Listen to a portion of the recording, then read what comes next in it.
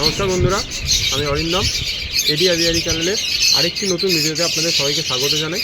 আশা করি সবাই ভালো আছেন এবং ভালো আছে আপনার খাঁচা বা অ্যাভিয়ারি পাখিগুলি। আজ যে বিষয়ে আলোচনা করব সেটি হচ্ছে পাখির এগ ফুড। এগ ফুড পাখিকে দেওয়া খুবই জরুরি।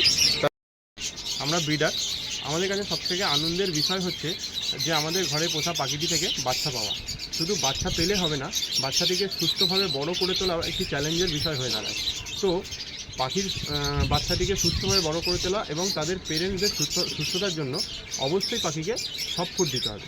সফট ফুড আমি অনেক রকমই দিয়ে থাকি। আজকে আমি যে বিষয়ে আলোচনা করব সেটি হচ্ছে এগ ফুড। এছাড়াও আমি ভাত ও বিভিন্ন রকম শাকসবজি ও ডালের মিক্স দিয়ে থাকি। ভাত ও ডালের মিক্স নিয়ে দুটো সফট ফুডের ভিডিও আমি আলাদা দিন দুটি ভিডিওতে আলোচনা করব। সেটি দেখার জন্য অবশ্যই আমাদের চ্যানেলের সাথে যুক্ত থাকবেন। চলুন আজকে এগ ফুডের ব্যাপারে বিস্তারিত আলোচনা করা যাবে।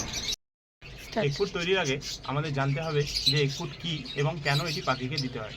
এগ ফুডের এই মেন জিনিস যেটা লাগে সেটা হচ্ছে আমাদের ডিম। ডিমের মধ্যে বেশি পরিমাণে ক্যালসিয়াম এবং প্রোটিন থাকে।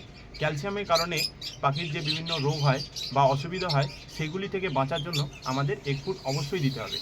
অনেকেই বলেন, দেখবেন যে পাখির ডিম দিতে গিয়ে পাখির এগ বাইন্ডিং হয়ে গেছে অথবা পাখির ডিমটি আটকে গেছে। এটার মেন কারণ হচ্ছে ক্যালসিয়ামের ঘাটতি থাকলে এইটি পাখির মধ্যে দেখা যায়। আবার দেখবেন অনেকে বলেন যে তার 4-6টা করে ডিম দিচ্ছে পাখি, কিন্তু ফার্টিলিটি আসছে 1টি বা 2টি ডিমে। এটারও প্রধান কারণ হচ্ছে ক্যালসিয়ামের ঘাটতির কারণেই এটি হয়। আবার অনেকে দেখবেন বলে যে বাচ্চা ডিমের ভিতরেই মরে যাচ্ছে, বাচ্চা ডিম ফুটে বেরোতে পারছে না, তাদের অ্যাম্ব্রিও স্ট্রং নেই। এটারও জন্য দায়ী ক্যালসিয়াম। যে সকল পাখির শরীরে ক্যালসিয়ামের ঘাটতি থাকে তাদের থেকে ব্রিড নিলে তাদের বাচ্চারও শরীরে ক্যালসিয়ামের ঘাটতি দেখা যায় এবং ডিমটি ফাটিয়ে তারা বেরোতে পারে না। তো এইসব জিনিসগুলি থেকে রক্ষা পাওয়ার জন্য, অ্যাভিয়ারিতে ভালো রেজাল্ট পাওয়ার জন্য অবশ্যই আপনাদেরকে এগ ফুড দিতে হবে। এগ ফুড সপ্তাহে 2 থেকে 3 দিন দিতে পারেন। শীতকালে একটু বাড়িয়ে দিতে পারেন, তবে গরমকালে 1 থেকে 2 দিন দেবেন, এর বেশি দেবেন না। চলুন তাহলে দেখি এগ ফুড কী করে আমরা তৈরি করছি। এগ ফুড তৈরি করার জন্য আমি নিয়ে নিয়েছি 2টি সেদ্ধ ডিম, ভুট্টার ছাতু, গাজর powder, moringa powder, hand feed formula, beet নুন বা যেটা রক সল্ট বলা হয় সেটি।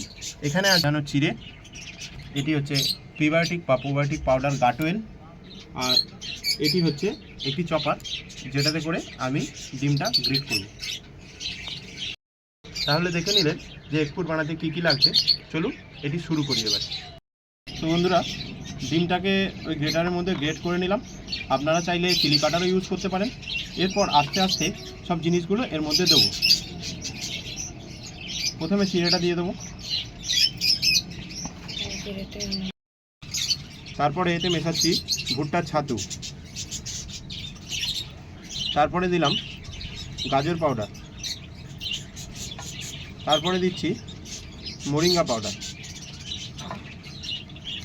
তারপরে দিচ্ছি হ্যান্ডফিড ফর্মুলা যেটা রেখেছিলাম।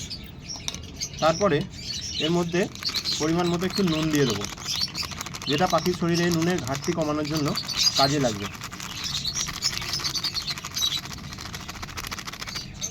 চলুন এটাকে ভালোভাবে মিশিয়ে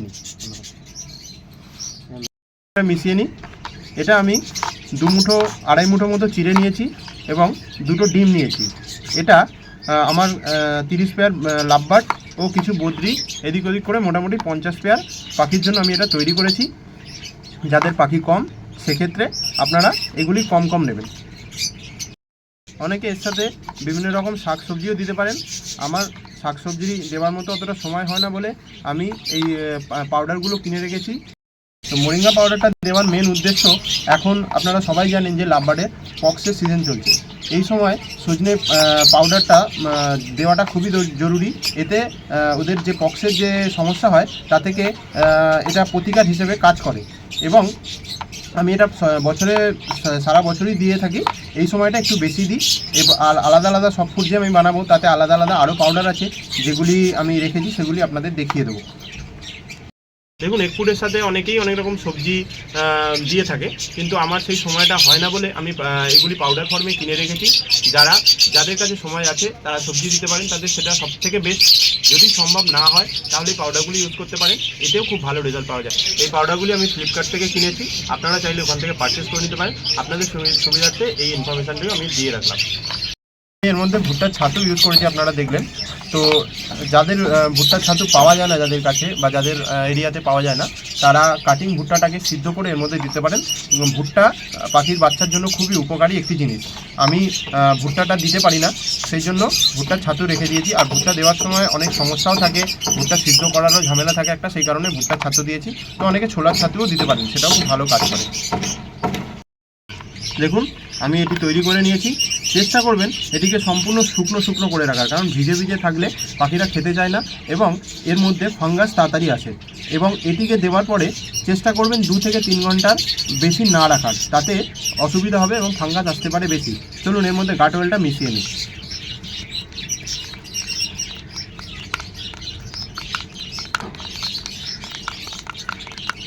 বন্ধুরা দেখে নিন আমার সব ফুড তৈরি হয়ে গেছে। এবার এটা আমি পাখিদের প্রোভাইড করব। 1 পেয়ার পাখির জন্য 1 চামচ করে দেবেন। যে সকল পাখির কাছে বাচ্চা আছে তাদেরকে একটু বেশি করে দেবেন। এগুলোতে আমি সব 1 পেয়ার করে পাখি রেখেছি, তার জন্য 1 পেয়ার পাখির জন্য 1 চামচ দিচ্ছি।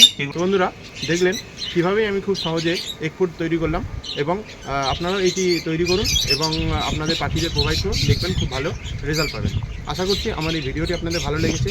ভিডিওতে দেওয়া ইনফরমেশানগুলো যদি আপনাদের ভালো লেগে থাকে তাহলে আমার চ্যানেলটি অবশ্যই সাবস্ক্রাইব করে দেবেন, এবং ইতিমধ্যেই যারা আমার চ্যানেলটি সাবস্ক্রাইব করেছেন তাদের অসংখ্য ধন্যবাদ। তাহলে দেখা হচ্ছে নতুন কোনো ভিডিওতে, নতুন কোনো টপিক নিয়ে। ততক্ষণ ভালো থাকবেন, সুস্থ থাকবেন এবং এডি অ্যাভিয়ারি চ্যানেলের সাথে যুক্ত থাকবেন।